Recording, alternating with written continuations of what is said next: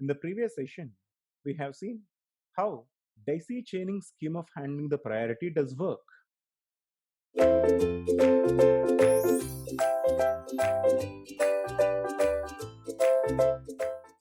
In daisy chaining, priorities are handled in a serial fashion because all the devices are connected in a serial manner. When there is a request, CPU will communicate with the first device. If not the first device, then it goes to the second device, then it goes to the third device. There is a slight problem here, that is the starvation, because CPU is not communicating directly to the devices that are requesting. For an example, let us take that the device 3 is requesting at that time, at this point of period. That is, only device 3 is requesting. Neither device 1 nor device 2 are requesting at this period, at this point of period. Now device 3's PI and PO will be equal to 1 and 0. Okay, so here it will be equal to 1. This line, this interrupt request line will be equal to 1. Device 2 is not requesting, so it will be equal to 0. Device 1 is not requesting, this will also be equal to 0. Which means that still CPU is going to receive an interrupt because device 3 is requesting, right? But now the problem is CPU is not communicating with the device 3 directly, right? Rather, CPU is going to the first device and checks if first device is requesting, then it goes to second device, then it goes to the third device, right? But here, during this propagation, what device 1 again starts interrupting. For an example, here this is equal to 1. That means that the CPU is interrupted. Device 3 is only requesting, but CPU will send an interrupt acknowledged line to the device 1 first, during this propagation time, device 1 again started requesting, saying PI is equal to 1, PO is equal to 0. Now, obviously, device 1 will get serviced. Here there is a problem. CPU is not communicating directly with the devices at the time of the interrupt. Rather, it is communicating in a serial fashion, which leaves the least to prioritize devices can never get serviced at all. Okay, so here we're going to introduce a slightly better technique in terms of parallel priorities. The mechanism what you are watching on the screen is a block diagram of a parallel priority way of handling the interrupts. Okay, first we'll understand each and every component of this, each and every entity of this. Then we'll discuss the mechanism of the parallel priorities. Okay, here there are two registers. This is one register, this is another register. These registers are called interrupt register and a mask register. This is a mask register, this is the interrupt register. Okay, and then interrupt register, as you can see, there are a few digits. Mask register also has as many digits as in the interrupt register. Okay, and the corresponding digits are applied to an AND gate, that is 0th digit of the interrupt register and 0th digit of the mask register are connected to the AND gate, and the output of the AND gate is connected to something called a priority encoder. Okay, interrupt register, mask register, corresponding digits connected to the AND gate, and the output of the AND gates are connected to the priority encoder. Okay, first we'll understand the components. The output of the priority encoder is connected to something called a vectored address table, VAD table. Okay, we will discuss completely what it is. Okay, there is something called interrupt status, IST.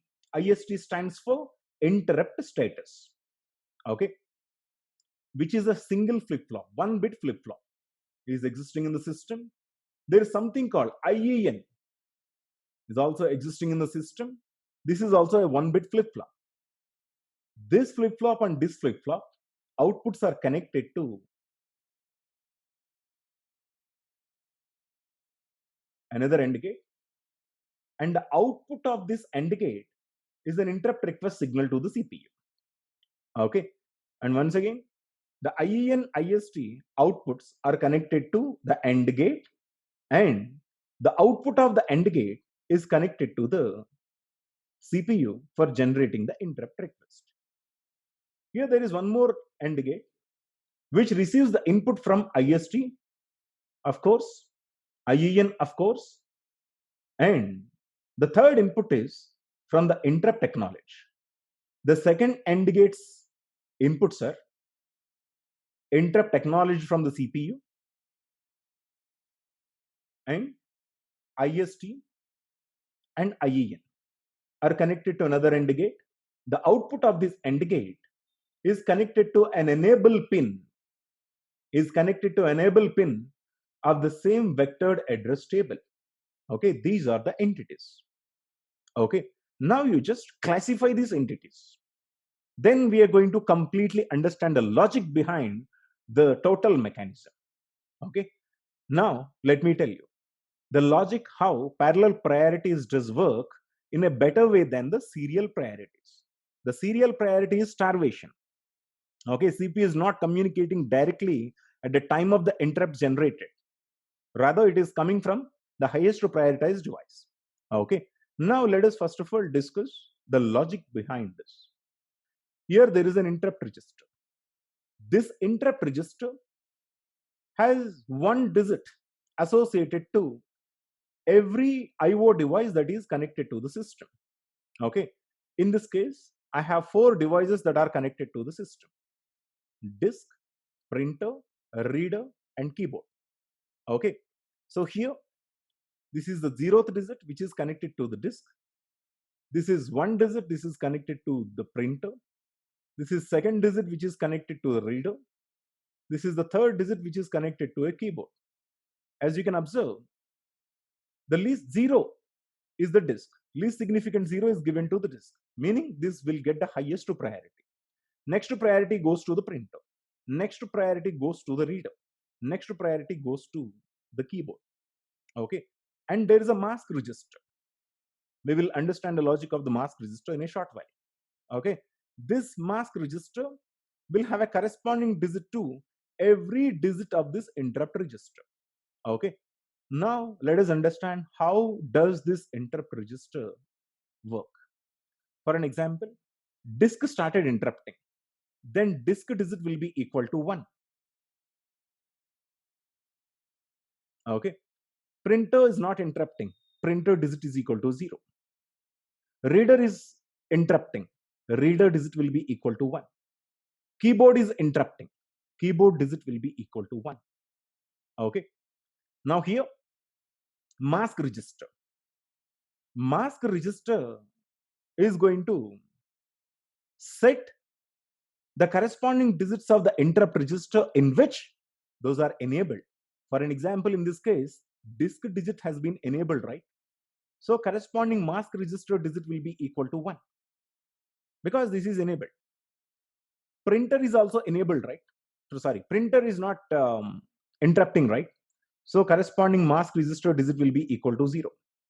Reader enabled, yes, it will be equal to 1.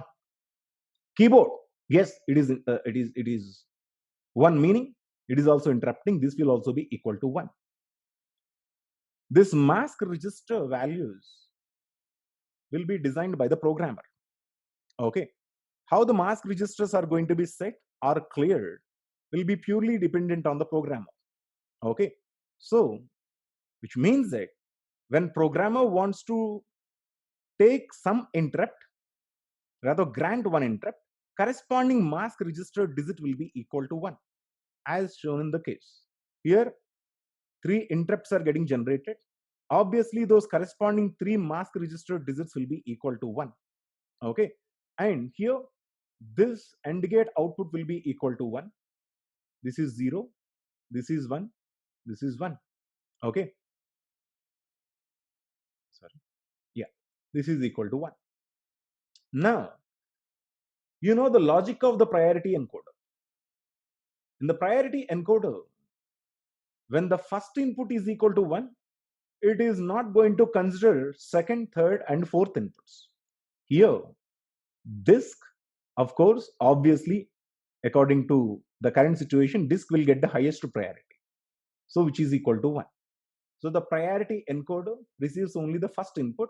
It ignores second, third, and fourth inputs. Okay. Immediately, the output of the priority encoder will be equal to 0, 0. When it is equal to 0, 0, the vectored address table is going to load the vectored address of the disk. Okay. What is vectored address? Vectored address is disk offset. Okay.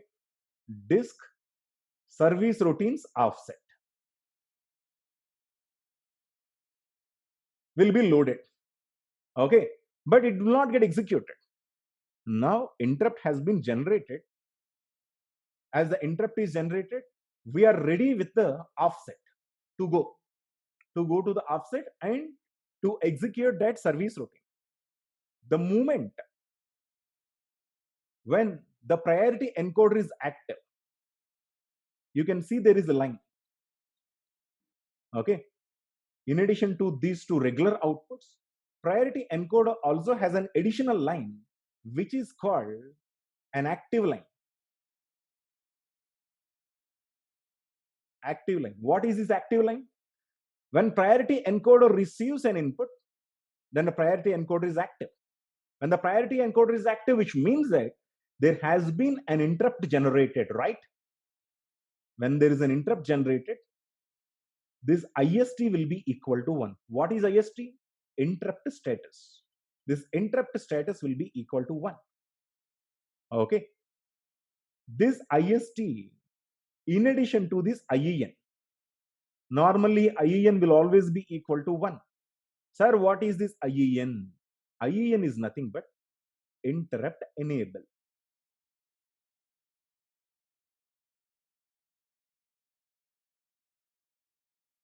Interrupt enabler, which is set by the programmer. In a program, if a programmer wants to use the interrupts, he is going to set this IEN digit. Okay. If you could remember, there is an instruction called ION. Okay. If you could remember, just go and recall your IO instruction. In the IO instructions, there is an instruction called ION. When this instruction gets executed, interrupt facility will be switched on in the computer system. Interrupt facility will be switched on. That means that the programmer can use interrupts. Whenever programmer executes this ION, IEN will be equal to 1. Let me tell you that 99.99% of the programs requires the interrupt, because can you execute a program without IO devices? No. So most of the time, this ION will be automatically set by default by the programming language, unless a programmer wish to clear this interrupts by himself. Generally, this ION will be executed by the programming language when one program is being executed.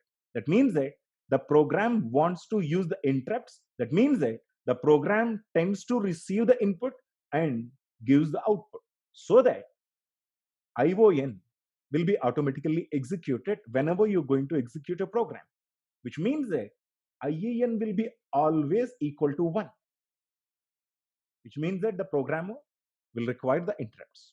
So priority encoder is active, means that there is an interrupt pending. The interrupt must be serviced. So interrupt status will be equal to 1. IST is going to show the status of this priority encoder. When the priority encoder is active, IST will be equal to 1.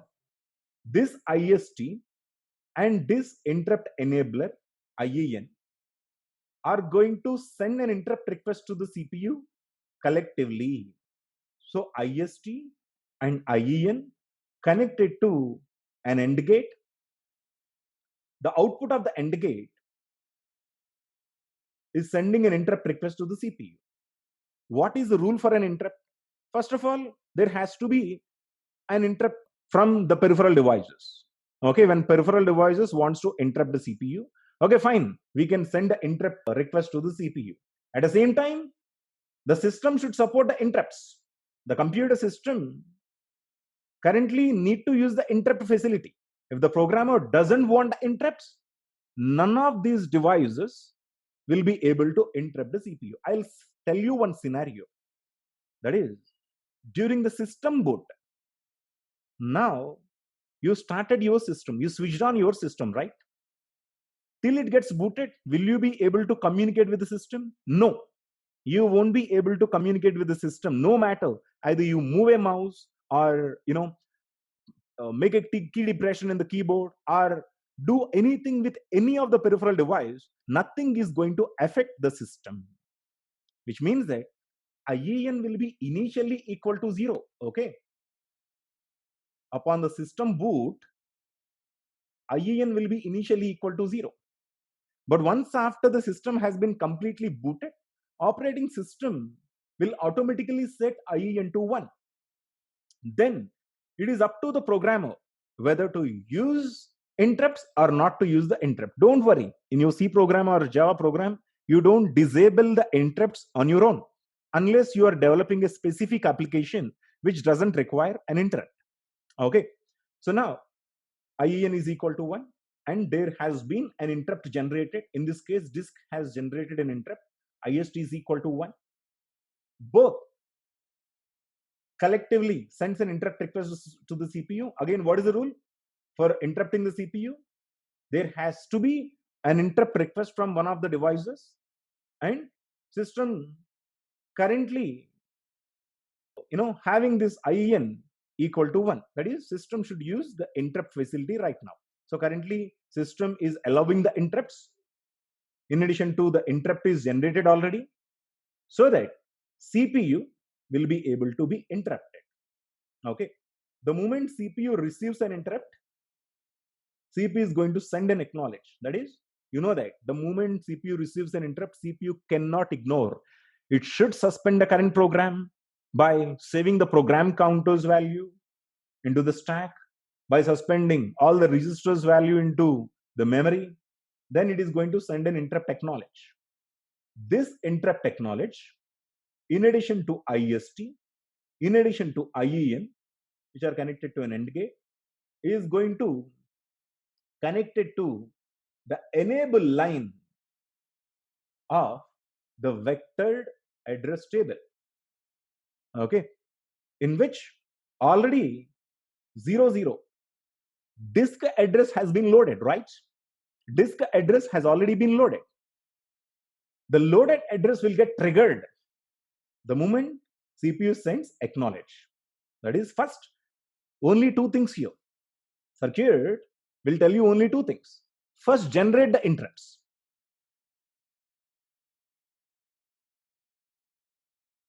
How to generate the interrupts? Set the corresponding digits in the interrupt register and the mask register. These will be programmed enabled. Okay, and of course, this priority encoder will select the highest prioritized bit here. Okay, the moment it gets, immediately one interrupt request will be sent to the CPU in addition to the IEN, because priority encoder is active, meaning interrupt has been generated. System is currently allowing the interrupts. These both condition will generate the interrupt request to the CPU. So interrupt has been generated. Second thing is, interrupt must be acknowledged and service, ACK by service. Okay, the moment CPU receives the interrupt, it is going to send the acknowledge. This acknowledgement will be ended with IST and IEN, which is going to trigger the output of this AND gate, which is going to trigger the address which is already loaded due to the outputs of this priority encoder. Okay, so these two things, if you can actually observe, is exactly happening. Okay, so interrupt has been generated, interrupt will get acknowledged and serviced. These are the only two steps that you can, if you can watch, are happening here. Now let us understand in what way this entire mechanism is better from this. Okay, if you can see, when one device is requesting, when there are no other devices, this device must be serviced, because at this time, this is the only device that is requesting, right? But CPU is not doing that. Rather, CPU is going to the first device. Here the problem is, the first one is priorities. Okay, priorities we can't ignore at all. Priorities are always priorities. Priorities can never be ignored. If there is a highest prioritized device requesting concurrently in addition to the other devices, this device should be serviced. But why we need to service, rather why we need to check about the willingness of the highest prioritized device when it is not requesting? Here this is happening, right? Okay, CPU, there is no other go. It has to come through this way. At that time, this device might request, might not request, but CPU has a traversal through this. Okay, so here CPU is not talking to the device 3 directly, but here you can see these are parallel. Of course, at any point of period, there could be a situation in the system that disk is not requesting, printer is not requesting, and reader is also not requesting. Only keyboard might be requesting at any point of period. You can take any point of period in which you can find that only keyboard is requesting. When keyboard is requesting, you know that every other output of the AND gate will be equal to 0, but keyboard and corresponding mask register output will be equal to 1. Okay, so obviously it will be equal to 1 and 1. Then keyboard vectored address will be loaded, keyboard will get serviced. Okay, so in this way this mechanism is slightly better than the previous mechanism, which is serial priorities.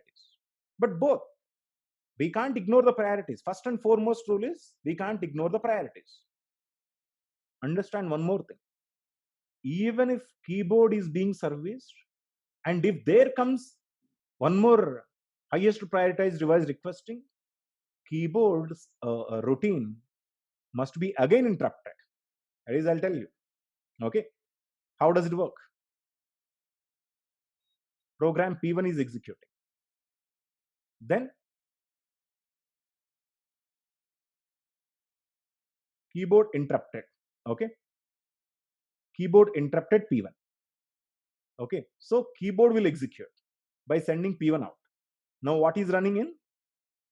Keyboard service routine is executing.